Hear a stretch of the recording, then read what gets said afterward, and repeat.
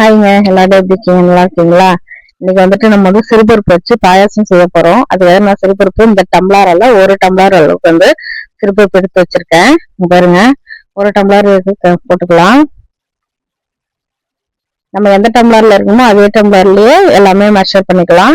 இப்போ நான் ஒரு கடாயை வச்சிருக்கேன். கடாயில இப்ப நம்ம எடுத்து வச்சு சிறுபருப்பு போட்டு நல்லா வறுத்து எடுத்துக்கலாம். சிறுபருப்பு வறுத்துட்டு செஞ்சோம்னா நல்லா டேஸ்டியா இருக்கும். நீங்க இந்த வீடியோ கண்டினியூவா பாருங்க. அங்கங்க குட்டி குட்டியா ஒரு டிப்ஸ் சொல்லியிருப்பேன். நீங்களும் அதை ஃபாலோ பண்ணீங்கன்னா டேஸ்டியா இருக்கும். இப்போ இதை நல்லா வறுத்து எடுத்துக்கலாம். சிறுபருப்பு வறுத்துட்டு செஞ்சதான் நல்லா டேஸ்டியா இருக்கும். வறுக்காம போட்டீங்கன்னா நல்லா இருக்காது. ஒரு மாதிரி அந்த பருப்போட இது வரும். இப்போ வறுத்துட்டு கழுவிட்டு போட்டா சூப்பரா இருக்கும்.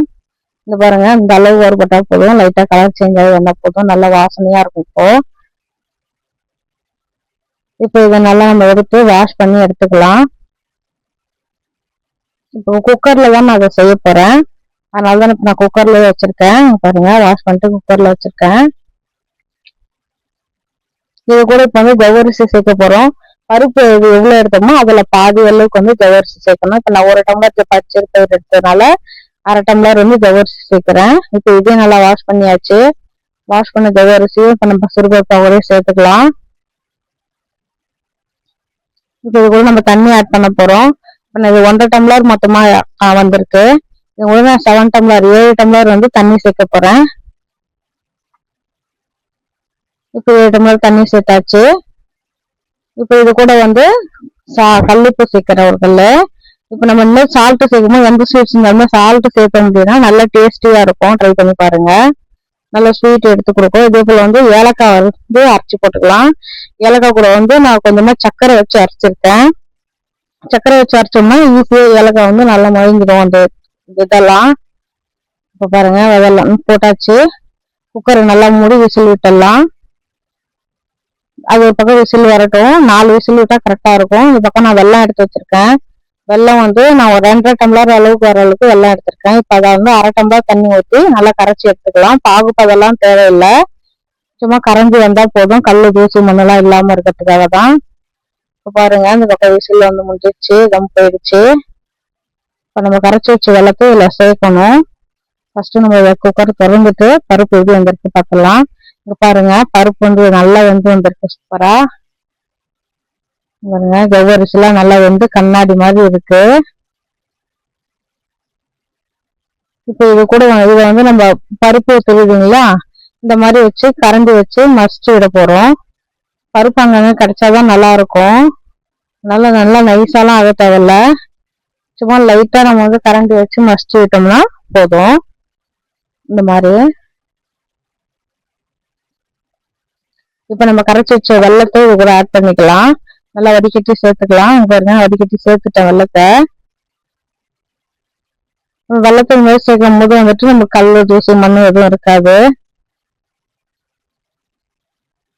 இப்ப இது நல்லா ஒரு 3 நிமிஷம் அளவுக்கு கொதிக்க விட்டுக்கலாம். நம்ம வெள்ளம் சேர்த்ததுக்கு அப்புறம் எல்லாம் நல்லா சேர்ந்து வரதுக்காக தான் நம்ம இதை கொதிக்க விடுறோம். அதனால ஒரு 3 நிமிஷம் அளவுக்கு கொதிச்சா போதும். இப்ப இதுக்கு நடுவில் நம்ம ஒரு கடாயை வச்சு தாளிச்சு எடுத்துக்கலாம். இதுக்கு போட்டு நான் நெய் ஊற்றி இப்போ முந்திரி பருப்பு போட்டு தாளிக்கலாம். பாருங்க, நான் 2 ஸ்பூன் அளவுக்கு நெய் ஊற்றிக்கிறேன்.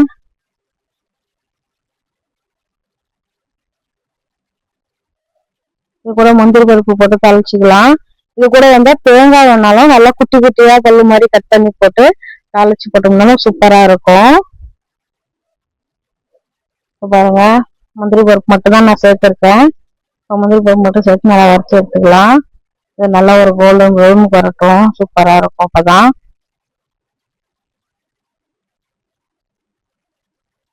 கண்டிப்பா நீங்களும் இதே போல செஞ்சு பாருங்க. சூப்பரா இருக்கும்.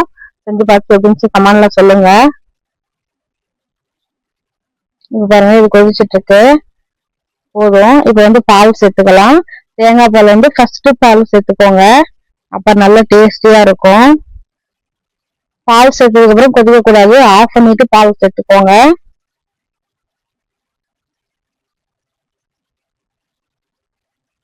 நல்லா மிக்ஸ் பண்ணி விட்டுடலாம். நம்ம கொதிக்க விட்டோம்னா திரி ஆயிடும். அதுக்காக தான் கொதிக்க விடக்கூடாது.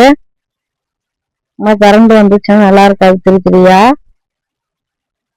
நல்லா நிறைய மிக்ஸ் பண்ணி விட்டுடலாம்.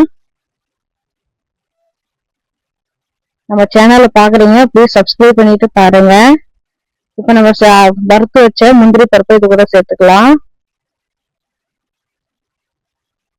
பாருங்க சேர்த்தாச்சு. இதை நல்லா மிக்ஸ் பண்ணிட்டலாம். அவ்வளவுதான். இதுல நல்ல இந்த கோவில்ல கொடுக்குற பிரசாதம் மாதிரி நல்லா அந்த வாசனையா இருக்கும் இல்லையா? அது மாதிரி வேணும்னா இது கூட ஒரே ஒரு பிஞ்சு பச்சை கற்பூரம் சேர்த்தீங்கன்னா நல்லா அதே போல வாசனையா இருக்கும், நல்ல மனமா. வேணும்னா ட்ரை பண்ணி பாருங்க. பாருங்க பாயாசம் ரெடி ஆயிடுச்சு.